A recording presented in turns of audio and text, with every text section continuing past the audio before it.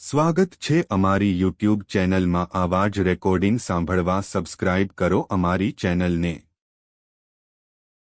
દીપકભાઈ બોલે છે? हम्म। જય માતાજી। जय माता जी। कौन? એ હું બોલું છું દેવી પૂજક हाँ। રમેશભાઈ। હું એક વાત કરતી નિરાતે સાંભળો। हम्म। હવે દીપકભાઈ એમાં એવું છે हम्म। કે આપણો સમાજ બિચારો બહુ છેતરાય છે, બહુ છેતરાણો છે ને બહુ છેતરાય છે બહુ।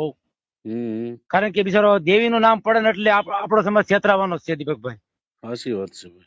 દેવીનું જો નામ પડશે ને એટલે આપણો સમાજ બિચારો કદાચ ઓલ ઇન્ડિયામાં છે કે આ દેવીની વાત ઓલ ઇન્ડિયામાં છે ને તો આપણો સમાજ દોડીને ન્યા જાય। કારણ કે એક તો પાછો દુઃખી હોય हाँ। અને એમાં દેવીનું નામ પડે એટલે એ મરી જાય ત્યાં સુધી બિચારો દોર કરી લે। हासी बात से। નાના ભાઈ હું કે મોટા ભાઈ હું हम्म। એટલે અમે માળવાડીએ જતા હતા हम्म। સંતાન બાબતે। હું મારી બહુ નાની ઉંમર છે, તમારી હારે વાત કરું છું, નાનો માણસ બકાલ વેચું છું। हम्म। એટલે એમાં હું છે કે મારું ક્યાંક વાત તમે સાંભળશો ને કે આ વાઘરીનો દીકરો આવી રીતે તમારી હારે વાત કરી, ગમે એમ તમે કહો તો એમ કે ભગવાન ખોટું બોલશે પણ આ માણસ ખોટું નહીં બોલે। हाँ बराबर से। એટલે ભલે મારે હાજર રોવા હતી ગયું બહુ કે મારી બીજો તો વાંધો નહીં, દુઃખી છો એનો કઈ વાંધો નહીં હું, પણ હું છેતરાણો બહુ મળી એમ જ્યાં હોય ને એમ છેતરાણો બહુ, છેતરા બહુ। અને અત્યારે મારા સમાજ ને બહુ છેતરે છે। हासी बात से भाई। 1000 2000 પેલા ટાટમાં 500। એટલે હું બીજું કઈ નથી કેતો કે આપડે કોઈને બાજે પૂગ્યું એમથી કઈ નથી દીપકભાઈ, પણ આટલું બધું દેવી પૂજક ને છેતરાય નહીં ભલા હમણાં અહીંયા। हासी बात से भाई। આમાં હું આ દેવી પૂજક નો કોઈ ગરીબ નો જો ન્યા પોડી જાય ને તો એક ધૂણે છે ને આ બધા ધૂણ છે, મને બીજો કઈ વાંધો નથી। हासी बात से। અત્યારે એક ધૂણે છે ને આ બધા ધૂણ છે એમ। પણ આપણો સમાજને સમજવું જોઈએ ભાઈ।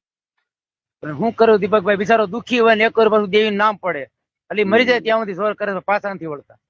હાજી। તમે શું બાબતે જતા હતા ત્યાં? સંતાન બાબતે જતા હતા। સંતાન બાબતે શું કઈ ફેર પડ્યો તમને? કાંઈ ફેર પડ્યો નહીં। આજે અમે રવિવાર તો આજે અમે ગયા નહીં ભાઈ, માતાજીને પગે લાગી દીધું કે મારી હશે બીજું કેમ કરું, હું નથી આવી શકતો હવે। 19 રવિવાર થયા મારે દીપકભાઈ, 4 મહિનાનો વધારો હતો। 19 રવિવાર પડ્યા? હા 19 થયા નેટ ભાઈ। આજે મેં કઈ ગયા નહીં પછી 2 જણા કીધું હવે રહેવા દે, હવે મારી મા પાસે માથા પસાડી લે પણ હવે રહેવા દે। નાના ભાઈ છો કે મોટા ભાઈ? મારી માને એમ કે મારી આટલો બધો શેતાનમાં, આની કરતા મને માન નાખ પણ શેતાનમાં આટલો બધો। સાચી વાત છે ભાઈ। તમે નાના ભાઈ છો કે મોટા ભાઈ? મોટા ભાઈ, જાહણીયા પરિવાર। જાહણિયા છો એમ ને? હા ઠીક।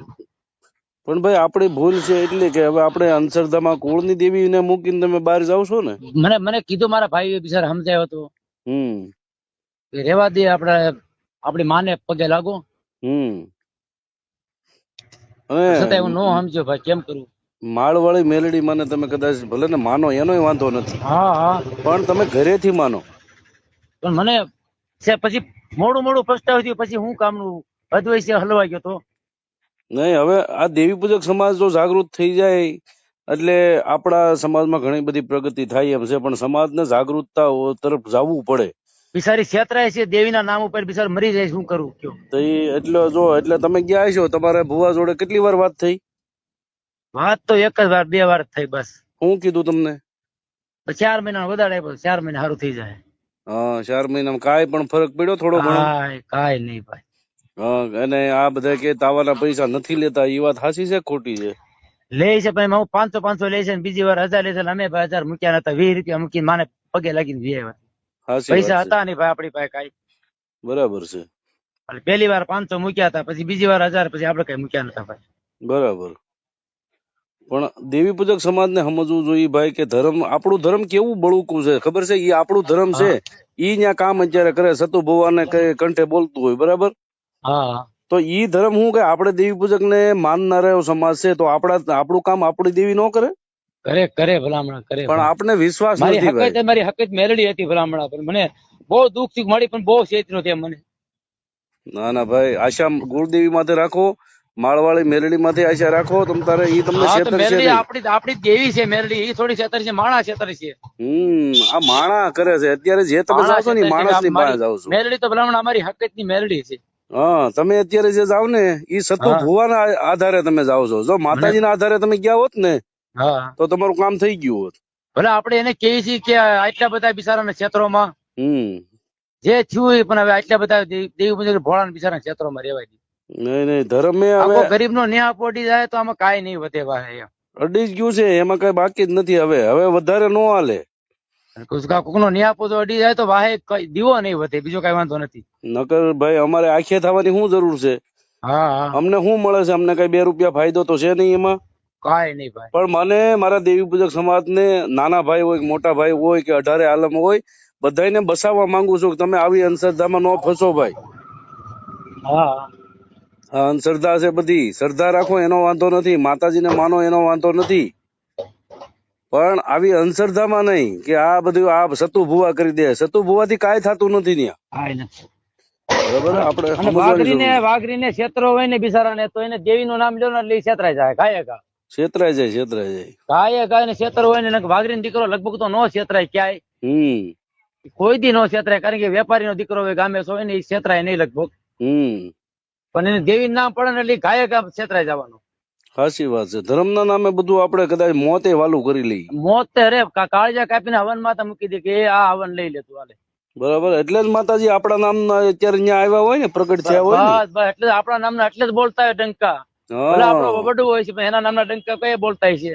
હવે ઈ વડવાનું એને અપમાન કર્યું તો હું એને કહું છું કે ભાઈ અપમાન શું કામ કરો છો તમે? અમારા વડવાને તુકારા શું કામ કરો છો? ઈ વાત સાચી નથી. જો ગોરાવામાં કાનવા દાદા ને દેવી, કાનવા દાદા બોલાય, જાણિયામાં લુણખા દાદા ને દેવી, ઈ દાદા બોલાય. હા, પણ છતાંય હું છે, મારો દેવી પૂજક બિચારો ભોળો છે, પણ છતાંય મારી માં એને સમજાવે ને પાછા વાળ લેતો. નહીં વાંધો નહીં. માતાજી પ્રગટ થઈ ગયા છે, માતાજી જાગૃત થઈ ગયા છે, અને માતાજી પરસાઈ બતાવવા માંડ્યા છે. તમે જોજો હમણાં થોડી વારમાં.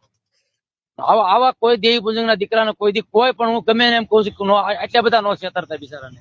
હા, આમાં હું કોક નો ન્યાય પોડી જાય ને તો ધૂણતા બંધ નહીં થાય પાછા એમ. સાચી વાત છે. એને બહુ ધૂણવું છે ને, પણ માતાજી એટલા એને ધૂણાવશે ને તો આખી જિંદગી એને બંધ જ નહીં થાય. અને અત્યારે હું તમારી યાર વાત કરું છું, એવા માણસ વાત કરું છું કે ક્યાંક જાણવું હોય તો જાણજો. ગમે એને પૂછો ને કે આ માણસ નો ફોન આવ્યો તો આ માણસ કેવો છે, ગમે એ વાઘરી દીકરો એમ કે ઉપરથી ભગવાન ખોટું બોલશે પણ આ માણસ ખોટું નહીં બોલે. સાચી વાત છે ભાઈ. હાલો, જય માતાજી દીપકભાઈ. ભલે કઈ વાંધો નહીં. ઉપાધિ કઈ કરતા નહીં ભાઈ. એ મારી વિશ્વાસ રાખો માતાજી ઉપર.